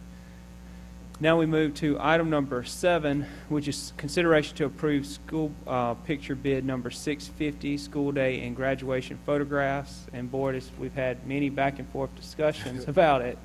This is to approve the district selecting person being recommended for only the school day and graduation photographs. And any athletic team or any other picture that is taken of anything is up to the discretion of that other organization contracting. Correct, Dr. Hickman? Yes, sir. Okay. So with that being said and clarified, do I have a motion for approval? So moved. Has been motioned by Mr. Sparks. Do I have a second? Second. It's been seconded by Dr. Shoemake. Any discussion? It's not 2. It's only one. Any It's more only dis- one. 650. I'm sorry, I missed, which one are we selecting? Bruckner's or Isaac Image? It's No. Bruckner's. Is I think, no? That's not the, here we go. I apologize, ladies and gentlemen. the school actually selects which vendor that they so desire, but this is the only selection that they could have of the approved vendors. But do note that one of the vendors did not meet the specifications of the bid, so that would kind of limit the selection. And I think it's worth pointing out that the district would receive a 30% commission. That is stated in the bid. And so if you offer less than that, then you make the decision a little bit. Did not qualify. Yes. Okay. That's what I would. That's why, yeah. Yes. So, so we have the motion and the second. Any more discussion? All in favor, please signify with your right hand. It is unanimous. Now we go to our goal updates. We have Ms. Billy Smith for the Columbus Middle School at Risk report. Welcome, Ms. Smith. Good afternoon. Mr. President, Dr. Hickman, Board of Trustees, I'm again delighted to present our my monthly update for Columbus Middle School. The first area that I report on is leadership, talking about from the district level and a school action plan. Pretty much we are working on recruiting highly qualified teachers for the upcoming school term. We are currently interviewing teachers to replace the teachers who have submitted their resignations for various reasons. Excited to have the opportunity to start doing that now so that we will have the opportunity to select the best applicants in order to teach our boys and girls. As far as curriculum and instruction, the district has continued to provide funding for instructional interventions in order for us to work with the students at the last minute before we start our state testing. We started state testing last week with 8th grade science, and it went awesome. 8th graders completed their round of assessment today, and the students were, I talked to them beforehand, we talked to them afterwards, and they all felt very confident about it. We will start on our Algebra 1 assessment on tomorrow. The school action plan, with that last group of intervention that we started before assessments, we went back, we looked at the data, looked at our, I hate using acronyms, I call it MTSS, but it's our response to intervention process that we go through as far as looking at the data, identifying the strengths and weaknesses so that we can make sure that students are on target for reaching their goals. We looked at that and identified students for that last minute intervention. It was an eye-opener for some students because they had slipped a little bit, and you know, everyone has room for growth, not only the group of students that we've worked with the entire year, but just to make sure that everyone has an opportunity to be successful. We communicated that to the students throughout our parent academies that were sponsored throughout the district. We even made phone calls home to the parents to let them know Johnny is not quite on track, and these are the interventions that we're going to provide for them. If you'll please follow up with them at home and the different things that you can do for the last minute crunch. We even sent out notifications requesting the parents to come in for parental conferences so that we can sit down and talk with them either on the telephone or face-to-face. In the end, always giving them a suggestion of how they can help us at home. Through professional development, the district has continued the funding of the teaching teachers, the T3 trainings for our teachers, and the CMSD University. Excited that a lot of my teachers are taking advantage of these professional development opportunities. So on the school level, in order to promote that, we recognize them. Our teachers are like the students. If we recognize them next month or the next go-round, I'm going to make sure that I attend one of those so that I can get the recognition. And in return, the teachers are gaining a lot of information, and we're using them as facilitators throughout our daily PLCs, and especially our weekly PLCs, common planning time, so the teachers can collaborate. I'm struggling with this. Well, let's try this to see if this will help with that particular group of students. climate and safety on the district level, the community and the family activities, just to build a relationship, a positive relationship with the community. On the school side, we are continuing our positive behavior incentives. You know, the last couple of weeks of school, the students are getting excited because they're ready for school to finish up, but we're informing them of the different incentives that they can work towards. It's based on attendance, behavior, and their performance these last 9 days of school. Well, it started before 9 days of school. It was actually the last month of school. The assessments through our district PLCs, we've talked about the upcoming state assessments to make sure that we have all everything that we need as far as the computers are up and running so that everything can go as smooth as possible. And again, as I stated, our first 3 days of testing have been awesome. On the school level, we are, before we started with that, that last minute intervention for those students and making sure that we're assessing them in the best climate and environment for them to be successful. Thank you very much, Ms. Smith. Board, do you have any questions regarding the report? Or I know that, and I appreciate your effort in continuing to come back to the board and keep us apprised of everything and the progress being made in the middle school. Board, I don't have a question, but yes, I Ms. have a Riddell. comment. Just wanted to say thank you. You said something, I don't know if it resonated with everybody else, but I heard you say that everybody has room to grow, and that just because a student has become proficient at a skill set does not mean that there's not room to grow. And I appreciate that because, you know, a lot of times we get to thinking that once a student hits proficiency, it's over. But I appreciated you saying that. That meant a lot. Thank you. That's right. Anyone else? Thank you very much. Thank you. Appreciate you.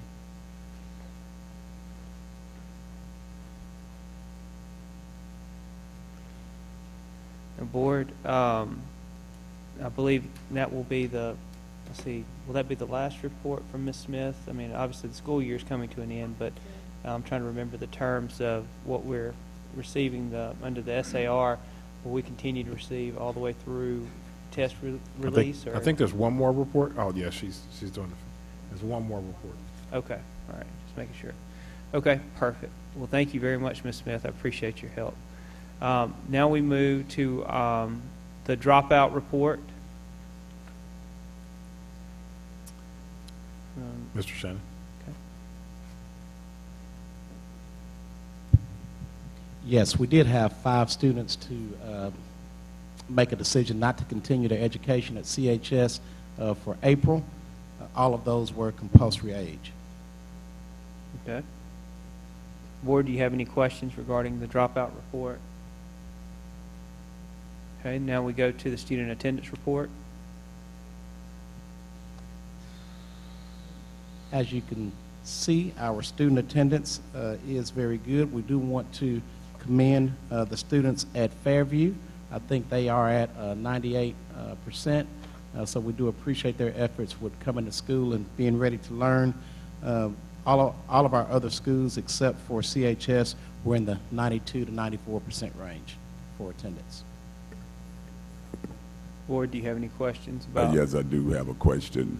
CHS, what are we doing or what are we not doing? Or is there anything that we can do other than what we're currently doing to get this attendance thing worked out and turned around? Well, the issue that we have at CHS is that some of our students are at an age where they can make the decision on whether to come to school themselves. And it's not a Columbus High School issue. It's not even a Lowndes County issue. It's a statewide issue. It's become such a concern that they are having meetings or seminars around the state to try to assist districts with coming up with strategies to motivate students to attend.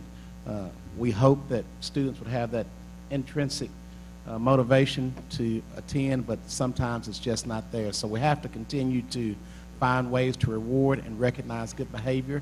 But one of the biggest motivators have been for me as a principal and for our other administrators in the district is to place the very best teacher in front of that student every day so they can make sure that learning and education is worthwhile. So if you know any great teachers out there that aren't in Columbus, we need help recruiting and bringing those people in front of our students every day, because teachers motivate students to come to school more than anybody else. And I think there's some ways that we can also strengthen it. One is the pathways. I think the state calls it, is it CAPS? The state calls it Career something. pathways. Yeah, we call it pathways. The state, there's something else that the state has. But if it is career pathways, because then the kids can see the end, right, and why they're there and that purpose. And we haven't strengthened it in our high school yet. We haven't changed that culture around adults yet. And so we're working with that leadership. It was our principal's first year. And so, you know, it's a lot. I'd say, or I think everyone says that, and this is not out of context, that the high school principal is probably the hardest position in the district, even over the superintendent in a sense, because there's so many moving parts at a high school, and then you have plays and you have sporting events along with academics and different grade levels and those kind of things. So our principal at least was able to go through that first year. Next year we're going to concentrate on strengthening those career pathways, whether they're college or career ready. So what, you know what I mean, whether it's looking at, are they able to go to college, or if not, then what industry certifications and what kind of things that we can do. I can say that I'm also working with a program. It's with the, I was just put on a board with the state development. You guys have a state development, and I think Phil Bryant is the governor. So working with, they appointed us to work on a coding academy, and that will, so those kids who graduate from high school who are not able to go to college or a career pathway, they actually for free, once we get the Development Authority, I think that's what it's called. Yeah, Mississippi Development Authority. Right. So we're going to get funders to pay for it, and it happened in one other city, and so they will have a group of 35 to 40 kids. They will be in another all-year 8 to 5 training for learning how to code. Already 100% of those students received, or they're past students now, 100% of those young male and females received a job with no less than $60,000 or $70,000, all working for groups like Apple, Microsoft, Google, and those kind of things. So we're going to try to bring it to the city for our kids, and we already have it in Mark for some other schools, districts, Tupelo, Grenada, and Jackson. So really, I think the answer to your question is, nowadays, this is such of an instant generation, they need to see what they're working for, and we need to do a better job of that. The other thing, I agree with Mr. Shannon, and not in a disrespectful sense, but we just need to change the culture where we have a lot of people who are developing appropriate nurturing relationships with kids, because some of those kids just don't have, the high school is big enough where, no one maybe say hi to them or something like that, and they go through, and so it's not a point emotionally as well.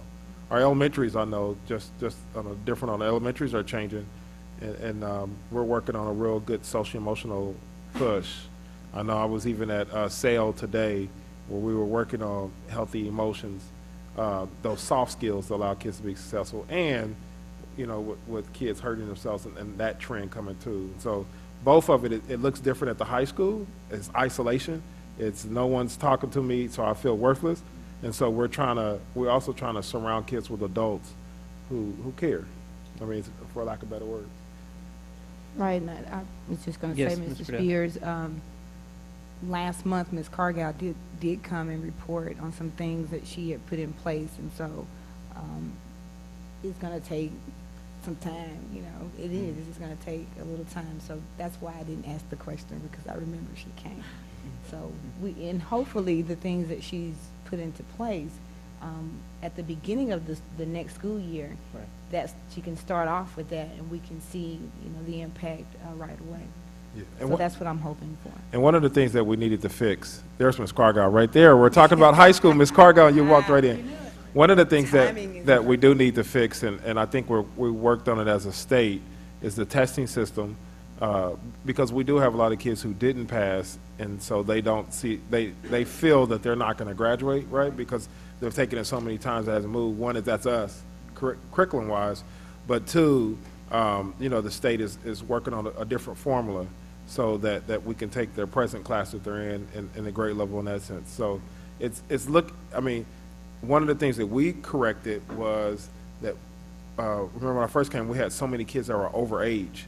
I mean, even at the middle school, and so that's going to transfer to the high school. And like Mr. Shannon says, and it's not just that 5 that are compulsory age. Those are the 5 who physically may not necessarily have that support structure at home that they can leave. But we have a bunch that are there that are not there. You know what I mean? So they're missing days, they're dragging it out, but they know that they're at the age where they can leave. Their parents are probably still making them go until a certain period of time, and so we have to grab those kids too. But they have checked out mentally. So, and I think before when I was talking to the board before you came, we still had to figure it out with the cuts, is to look at what other things grab kids, like after school programs, or what other things, what clubs, and that's why we put the $45,000 aside. But we have to have adults also motivated to run those clubs that are interesting for kids. But what other things that give kids identities? Because when we first kind of looked at it, is if you don't play sports or in the band or cheerleading, then who are you, right? And now we have a successful choir, and now we're starting to build a STEM program with Ms. Johnson around Project Lead the Way and those kind of things. We have a digital media program. So it's just kind of growing those and looking at how can we expand that school pride in other ways. Because you know, in school there were some kids that, I mean, they only went to school because of band, or they only went to school because of football, or and we're just trying to make sure they only go to school because of this club or that club. That's what we need for kids. But it's a good question. That's right. Thank you very much. Yes, Ms. Fisher. There are two stats that I see, and we haven't gotten to it yet. But I think of negative impacts on some of the things that are happening at the high school. One is cutting class, which is a high ratio, and the other is disruptive behavior. So you can have the best teacher in the world to attract students and keep them in class, but as long as you have students who decide they're not going to play by the rules, they're not going to respect individuals and others, we're still having that kind of problem. How are we going to address that? May I respond to that, Ms. Fisher? Yes, sir. Thank you. One of the things that we're going to do, and I think it's a good question, and I think you have asked that before and politely asked it again, and it's resonated with us. So I think we have a solution, because we sat down, Ms. Cargill, Mr. Shannon, Ms. Lenore, myself, and I can't think of who else, but we kind of put our heads together, and this is what we're going to do. And we're coming down to the wire, but one is we're going to have a school within a school. And so what that means is at the high school, we're going to have kind of a soft, I don't want to say alternative school, but a soft, supportive environment to where kids, once they ride the traditional bus, they only have a certain amount of teachers. They may not rotate class. The different teachers may go to their class. Obviously, it's different grade levels, so those kids we're thinking on one side of the hall. We also thought about Mr. Bray's building, something like that. But first, those kids, that would be the first tier. If you're not able to control regardless, whether it's not doing homework or whatever is not motivating you in a traditional setting, some people just need that smaller setting with the same adults as predictive environment. If you're still not able to do it in that sense, then we're going to also go back to your traditional alternative school. We call it Success Academy. But then the next tier will be those kids will go to the Success Academy. They're not expelled, they're not suspended, but then that's just another smaller environment away from all that stimuli that better help those kids success. And they can earn back. They can earn their way back. And so hopefully one, is a deterrent, and two, it allows the kids who are there, who are trying to learn, like you said, have a cleaner environment for the teachers and those students. And it's a wake-up call for those students who are on the bubble. And then if you still can't, we're going to help you be successful still in school, but we're just going to have to help you in a smaller setting. And I've seen it, and Mr. Shannon, I know some of your experiences.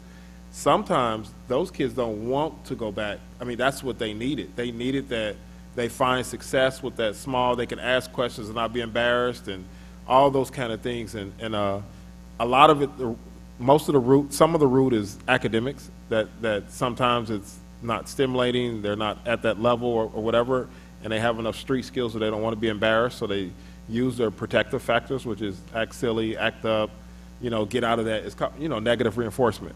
So they get out of that, even though you're being sent to the principal's office, it's less painful than it is being in classrooms with your peers. So we can put them in a different setting. So those are I'm glad you asked the question. Those are the tiers that we're going to try to roll out for next year. Not try. I mean, we're gonna put all our feet in and do it successful. We have a scheduling nightmare we got to think of coming up, but I'm glad you asked that question, and hopefully this will be the start of kind of a remedy for that. Thank you. Yes, Ms. I got Burdell. one question, Dr. Hickman, and not to get into the weeds, but just from a parent standpoint and from a policy standpoint, how are we going to ensure that we're not, I don't want to say violating any student's rights, but that, a parent views this negatively, even though you're doing it to help students as opposed to harm? Mm-hmm. One is, you'd be surprised how many parents are asking for programs like this, and they know that their child has been unsuccessful. So there's a bunch of different ways we could do it. One is that we can have parent permission is one way that we can think about doing. We haven't decided totally that aspect. The other one is still, it falls under what Ms. Billy said, MTSS, which is multi-tier systems of support, which is both academic and behavior. And so it's still allowing them to be successful and putting them in that tier system of interventions. It's putting more interventions for that child, surrounding that child with more interventions. I mean, if they're not being successful in the traditional environment and we continue to leave them there, then that's also shame on us. But I do respect what you're asking. And as a parent myself, of a high school kid, student, right now I know that we have already talked to some parents, because I've talked to some parents as well. So I do know that for a fact. So we haven't discussed it, but I take it you are going away of parent permission first. And then those other kids, we may have to do it because of the first group of kids, but the other group of kids that start out next year in the traditional setting, then that's good conversation. Hey, Miss such and such, your son is suspended. Miss such and such, your son is suspended for this, that, and the other. And then we can talk and say, instead of suspending your child, here's a way that we can do it within this same school that they can have some success. And then we can keep going from there. Then they're in that program and that child is still kind of doing things that are inappropriate. Then we can go to that parent again and say, hey, we really want to work with your child. We don't want your child to continue to be suspended from school. They're missing a lot of school. Here's another program for them to be successful. So I do respect what you're saying, not being in the weeds, but we're going to be cognizant of that. We're going to be cognizant of making sure we're not just putting our males in a program. We know our males are a little bit more rowdy. Well, the girls are getting there too nowadays, but we want to make sure we're just not boy heavy, because that's the culture of, kind of boys well in their hands and we panic, and those kind of things. So we're going to keep close watch of what we do in that sense. Thank you. Thank you, Dr. And we just turned in the civil rights, OCR. OCR information. Thank you, Dr. Hickman. Thank you, sir. Board, do you have any other questions regarding the student attendance report? Now we move to the teacher attendance report. The big kids. Board, Shannon. are there any questions, Mr. Shannon, or anyone regarding the teacher attendance report? Okay.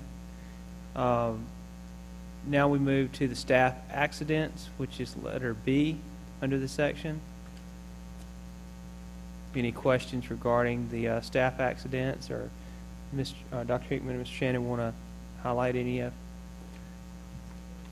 Mr. Spears, Dr. Hickman, members of the board, as Mrs. Fisher mentioned earlier, our overall discipline is up over 60 incidents for the year, but the three that have a major impact on attendance, that being fighting, classroom disruption, and cutting class, those are up this year, and those are some of the strategies we're trying to implement at the end of this year and the beginning of next year to help combat those issues. All right, thank you, Mr. Shannon. Now we go to item D, which is the CMSD 2017-2018 Board of Trustees meeting dates for information only. If you look at the dates, we have all of our review meetings listed for 11:30 a.m. to be held here at Brandon, and sorry, not just here at Brandon, but the different locations. Brandon is included. Take note of the first listing there, July the 5th. There was no meeting. We'll just have our regular meeting to go over everything at that particular point on July the 10th. All the times will start at 6 p.m. and unless there's some type of special circumstances in the past that we as a board believe we need to move the meeting to a different time. So that is for information only. Now we come to item 10, which is closed determination for executive session. Board, I need a motion. So moved. Has been motioned by Ms. Friedel. There's no need for a second. All in favor of the motion, please signify with your right hand. It is unanimous. We'll be out shortly to make the announcement of the items we'll discuss in executive session. Thank you all. We're back in regular session, which is item 12. As we went into executive session, there was a motion made by Sorry, hang on. Sorry. Hang on, just a minute. Let's see, motion made by Angela Verdell.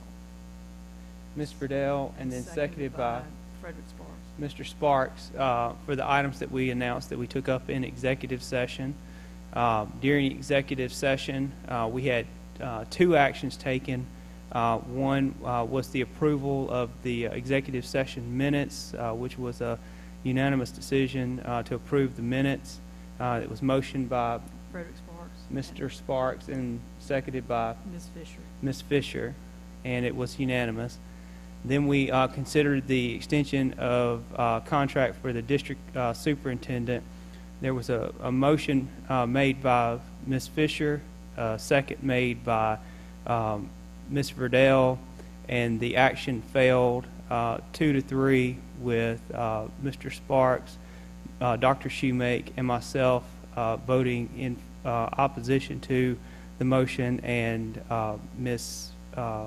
Verdell and Ms. Fisher voting in favor of it. That brings us to our last item, which is for a motion for adjournment. Board, do I have a motion to adjourn? So moved. Has been moved by Ms. Verdell. Is there a second? Second. It's been seconded by Mr. Sparks. Being no discussion. All in favor, please signify with your right hand. It is unanimous. Meeting adjourned.